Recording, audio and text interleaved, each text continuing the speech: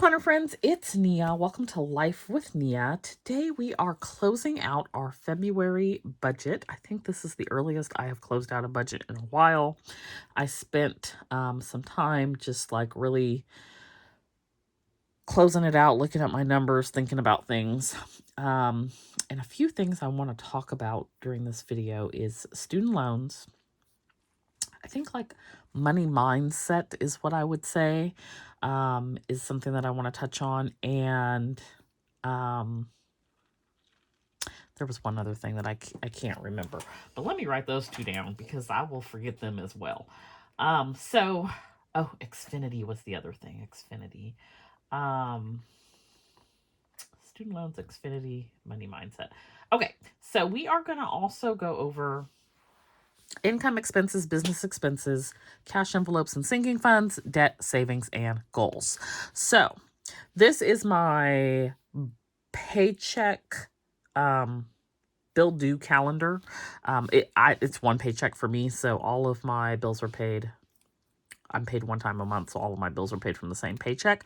But I do color coordinate it to reflect personal versus business expenses. So the lighter pink is the personal related items. The dark pink is business related expenses. I keep a separate business budget binder as well, but I like to be able to look at everything here. So that is this page. Let's look at our income first. So what I had anticipated for this month is $9,732.63. What I actually ended up with is $10,085.43. When you add in the sinking funds, it was $11,054.36. And I just want to make a comment about income because it may seem like my income is high. But when you look at some of the expenses, it's really not.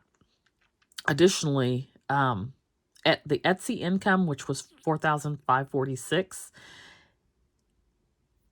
30% of that is gone right off the top going to taxes. So it's optically, it's an illusion. It's not what it appears to be. It's not all money that was in my pocket is basically what I'm trying to say. The other thing is, with Etsy this month, I actually received a lot more in comparison to what I would normally get because of y'all. Because y'all are using that share and save link, and I am not paying as high of a fee when you use that link. So thank you so much, because I think it saved me. It was more than 50% of my fees. It was about $300 in fees that I did not have to pay because you guys used that link. So much appreciated.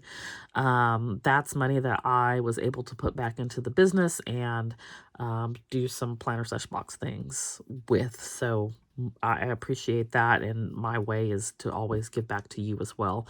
And of course, when you use that link, I also provide a freebie sheet. So definitely appreciate that. So income, I did estimate 4,200 for Etsy. It ended up being 45.46, but it didn't look like what I expected it to look like. I had one week where it was significantly higher, but then the last week it was significantly lower. So I estimated 2,000, it was 27.30. I estimated 1,000, it was 270.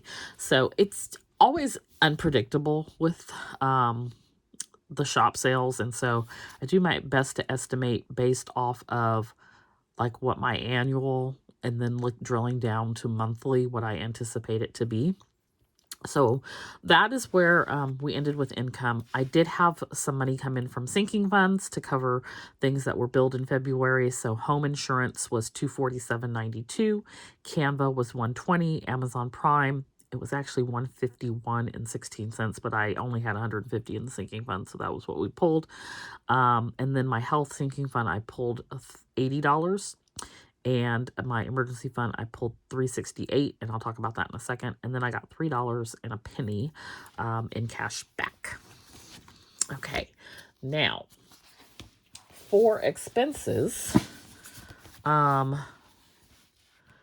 The $368.25 that I pulled from my emergency fund was to cover Petey's vet visit. That is how I have always paid those expenses, using my emergency fund. I also consider the emergency fund sort of like an opportunity fund.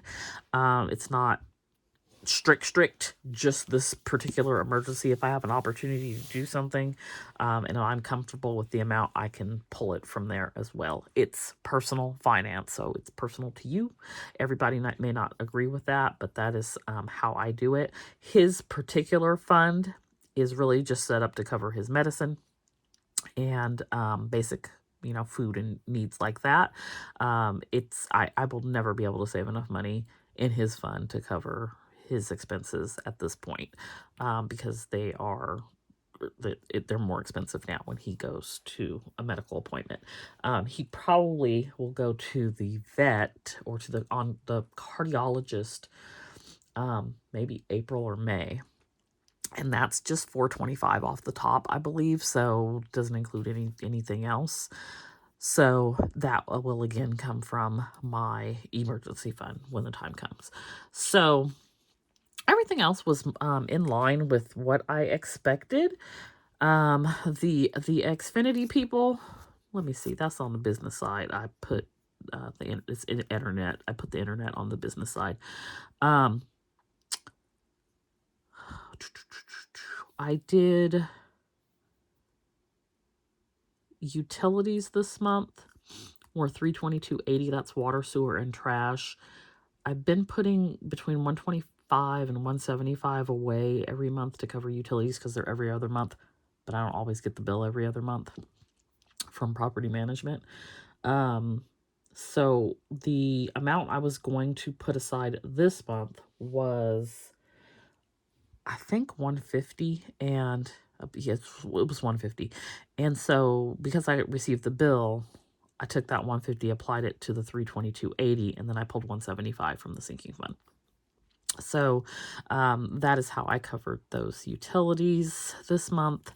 Let's take a look at our business expenses, which this picture is not reflective of everything. I did not purchase any ink for the Canon printer this month in February, so that was good. I did spend about $700 on sticker paper. I did 2 different sticker papers. One was $611 and the other was $80. And I needed to do that just because, one, I was low on sticker paper, but also I needed to have sticker paper for planner sesh blocks, which is a lot of paper.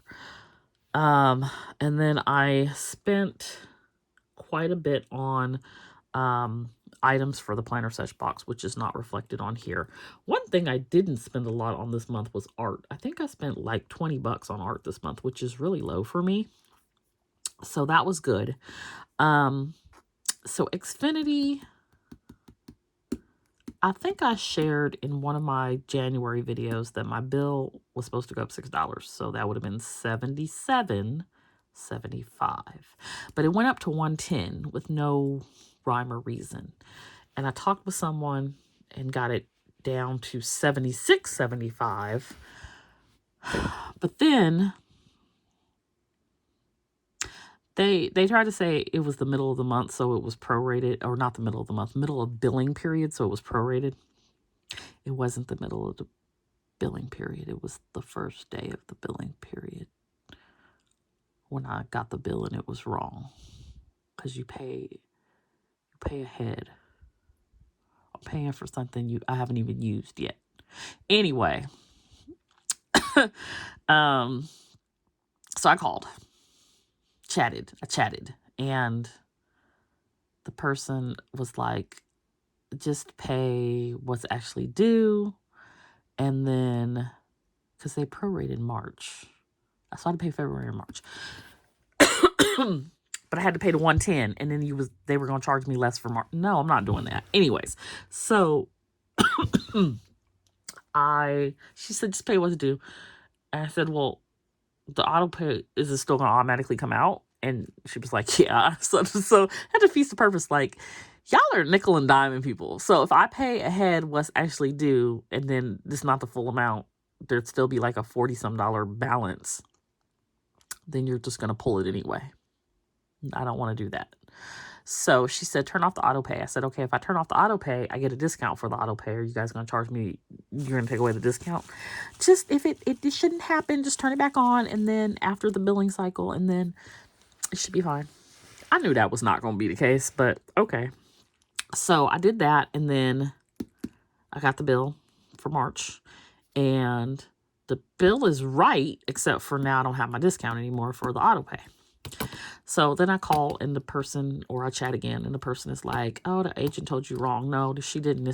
Y'all give me a whole transcription. So whether she told me right or wrong, you need to honor what she told me. So it's like an hour of my life that I feel wasted unnecessarily because y'all billed me wrong in the first place. So this is month 3 of nonsense for me with them, and I don't like that. But anyway, I got my bill fixed. So it's, I think, $76.75. I didn't look at it after it got fixed because I was just too done dealing with them. But hopefully moving forward, it will not be an issue anymore. Then Canva was $119.99. I covered that with my sinking fund. Amazon Prime was $151.16. Covered that with the sinking fund. Side note, money mindset. What I wanted to just share was, y'all, this $368.25. Yes, it is coming out of my emergency fund, my opportunity fund, but when I look at, before I started doing these videos, and basically 2020, January 2020. Did I start doing them in 2019? I don't remember. I just know that before, I was just counting up what I spent just for Petey in February. And the amount that I spent for him was $440.01. And I just was sitting there thinking, after I added it up, 4 years ago, when I had started doing this, I would not have had $440. And so it's, that was his medical visit, his medication, his everything that he needed. He's expensive. I just looked at him and I was like, you are expensive, but I am so grateful to be in a position where I don't even have to think about it. It would have been a whole thought, like, how are we going to make this happen? What are we not going to pay so that we can make this happen? I have choices. And if the least of my worries is what choice to make, not how am I going to pay for it, that is so refreshing from where I was a mess in 2019 and prior. I'm still trying to fix the mess. Don't get me wrong. It's not perfect over here. But where I used to be and where I am today are like light and day versus night and darkness. So I just was reflecting and just thinking about my money mindset and where I am compared to where I used to be. And it is a wonderful thing. So wanted to touch on that. And before we get into cash envelopes and sinking funds, let's talk about the great people over at Mohela, the Missouri office of they don't know what they're doing. I was not playing under any circumstances whatsoever. You could put me in default. I'm not paying them loans from February on. I have 120 payments. It is not my problem that you all are not processing forms timely. That sounds like a you problem, not a me problem. So I called because since they're not processing stuff, I needed to be put into administrative forbearance or processing forbearance pending the forgiveness of my loans. It is a thing. It is a thing on their website. It is a thing on the Department of Student Aid.gov website. Yet the person I got, I don't know if she's new I don't know. I don't know if she just, I don't know. I don't know what she knows and doesn't know, but I know she didn't know what she was doing. I was very nice to her, but I just was very frustrated. Because she was like, no, you can't be put into forbearance until we process. I said, after you process it, I won't need to be in forbearance. I'll be done. That's dumb. That doesn't make any sense. Why would we wait until after you've determined that my loans are forgiven to put me in forgiveness and to put me into forbearance?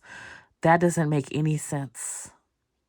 Well, if you provide me your income information and household information, we could put you into a lower payment. No, I'm not giving you my anything. I'm not giving you no updated income information. We're not changing my payment plan because why? I'm not paying anything, so why would I change my payment plan? Not to mention, they just got in trouble and they have deferred again people having to recertify their income.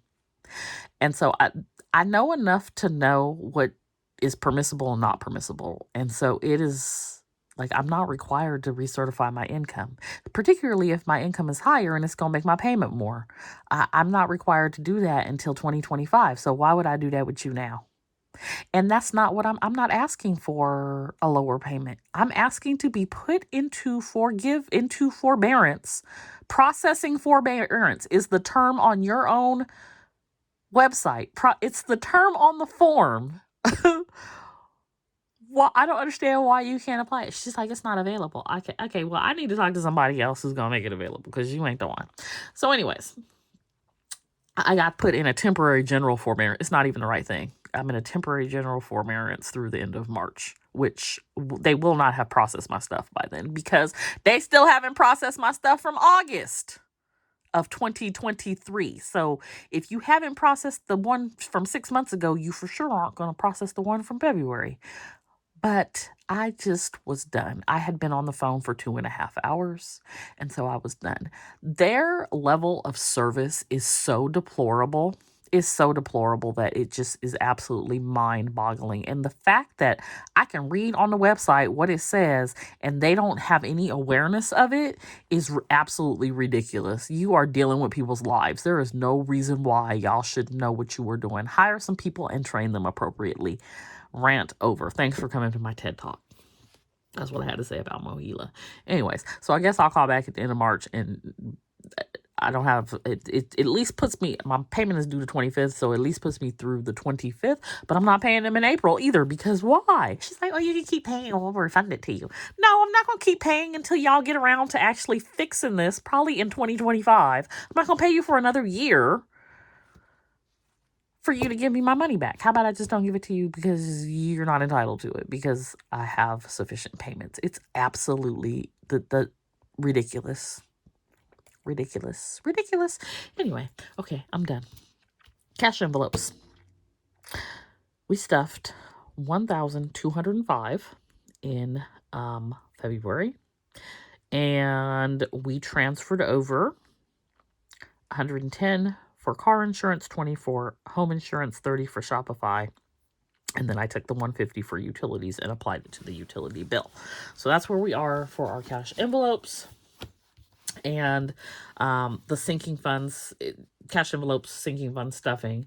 Now for our sinking funds, I used $368 from the emergency fund to cover PD's appointment, $150 from the Prime fund, $120 from the Canva fund, $175 from the utilities fund, $120 from bulk shopping, and I used $70 from PD's fund. That was to cover his medication. And then I used $130 from the business fund, which I put towards the sticker paper. The sticker paper was $700, but at least I could mitigate it a little bit with that $130. So that is what happened. Look, I even have a note down here, remove student loan, because they think I'm still going to pay them, but I'm not.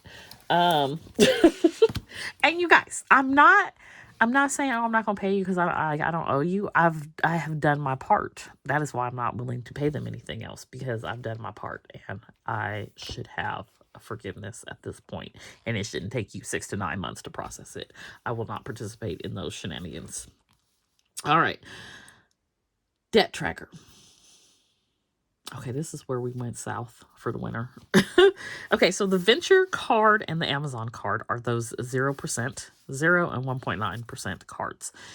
Venture, we started with, let's get a little closer, 38.86, and we ended with 40.98, which actually is not horrible because that was a card I put the sticker paper on. So I put 800 on here, but I only ended 200 more than where I started with. So I'm not mad about that at all. The Amazon card, I ended $98 higher, and that was primarily some shipping supplies and stuff for the planner sesh box. So again, I'm not too mad about where I ended with, given the dollar amount that I actually charged to cover those things. Navy Federal, we ended with $600.60. PayPal, we ended with 500. Schools Financial, this is my IKEA furniture. It went from $899.94 down to $863.68. I don't owe anything to Klarna. I'm down to $409.44 with Afterpay. This loan is at $1704.32, and my car is at $4054.36. So we started February with $16,933. The goal was to be at $15,000 or less. We ended at $15,928.40. So we did not make the goal. We're about $928 over the goal, but that is okay. We went down nonetheless. We're down $1,000, and so I will take that. So that is where we ended with debt. Now, for savings, from my savings challenges, we saved a total of, I am missing, where did my little sheets go? Here they go. Okay. We ended with $794.92 from savings challenges, and I saved $24 to 24 and 24, $475 to the 5K 100 envelope challenge, which goes to my emergency fund, $27.92 to the zero out savings challenge, which also goes to the emergency fund, 0 in $5 bills. The Budget Mom savings challenge was $33. The Baddies and Budgets 4s savings challenge was $114. The 52-week savings challenge was $33. The Broke Black Girl was $70. Saveopoly was $18. So that is where our $794 comes from. In addition to that, using the Envy app, I saved $331. That is the app that I showed y'all I think it was last month. It may have been January. I think it was January. Where you each day go in, you play the little game, it saves a dollar amount and automatically transfers it. So that is actually over, I think, in 10 days, but I'm going to start a new one. It was a 100-day savings challenge. I received $28.53 and $15.49 from Ally for interest, and that went into two different sinking funds. Total $1,169.94 saved.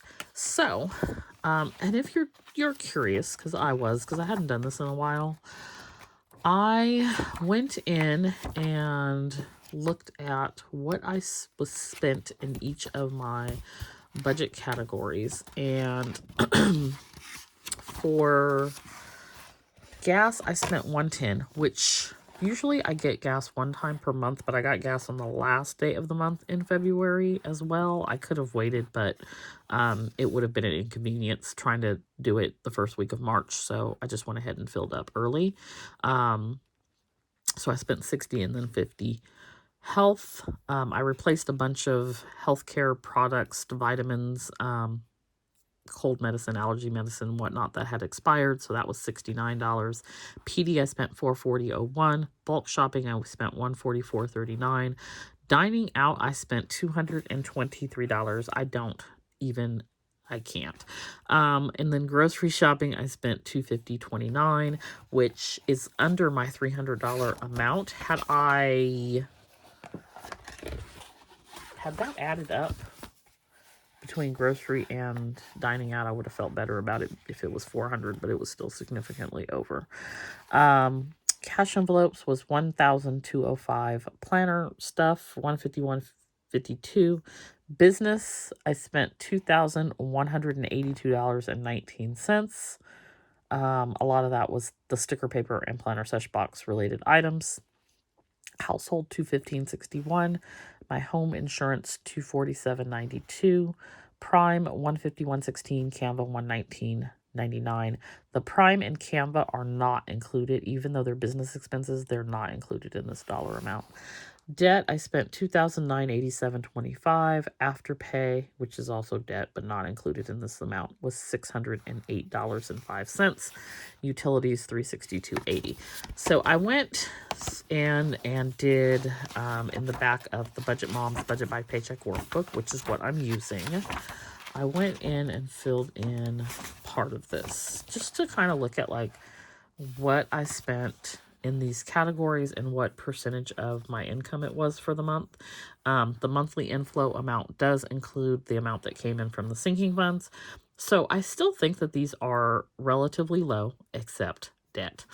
So like utilities was 3.2%, household was 1.9%, groceries was 2.3%, eating out was 2%, bulk shopping 1%, gas 1%.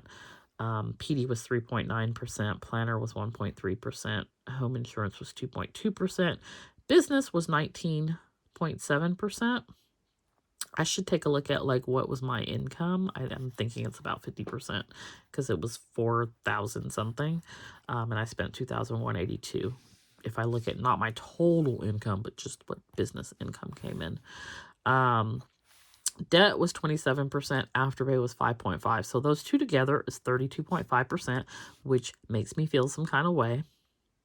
Hopefully it makes me feel some kind of way enough that as I pay this debt down, I'm not back into it again, because I don't like seeing 32% of my money going towards paying stuff back. Like I have the stuff and the instant gratification is all like over. So now it's like, ugh, why do I have to pay this?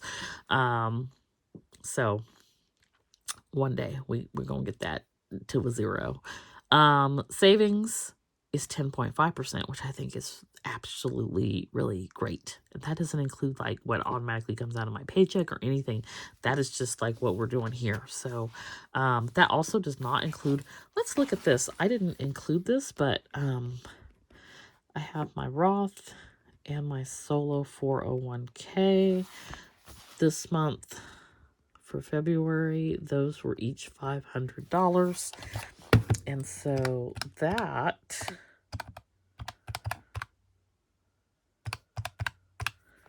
is 4.5% for each of them. So that means that that was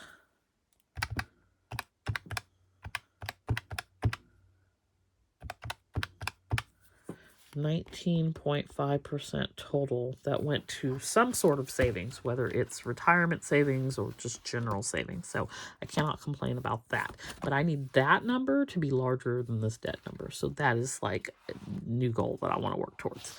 All right. Last but not least, let's look at our goals for the month of February and see if we hit them or not.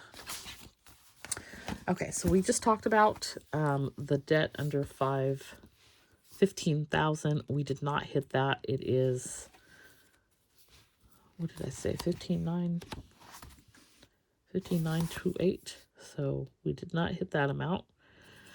We did not pay $881 on the venture. We did not pay $550 on the Amazon card. I think it was $400 and $450 that I paid.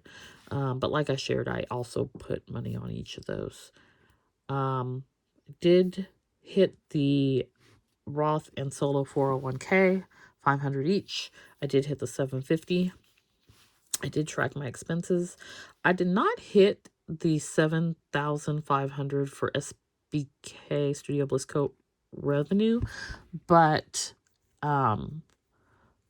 my payout was almost what it would have been had I hit that because of that share and save link. So again, I can't emphasize enough. Thank y'all for using that link.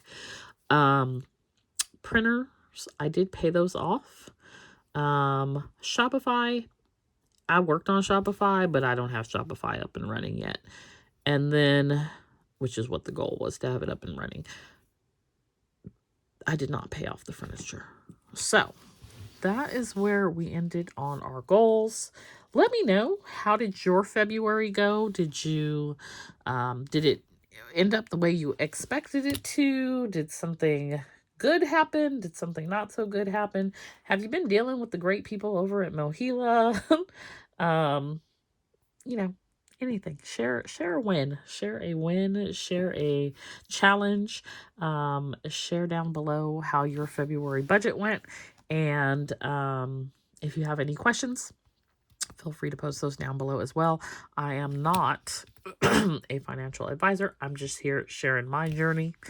But would love to chat with you if you'd like. Don't forget to hit that like button. And if you're new, consider subscribing. And I'll see you back here next time. Bye.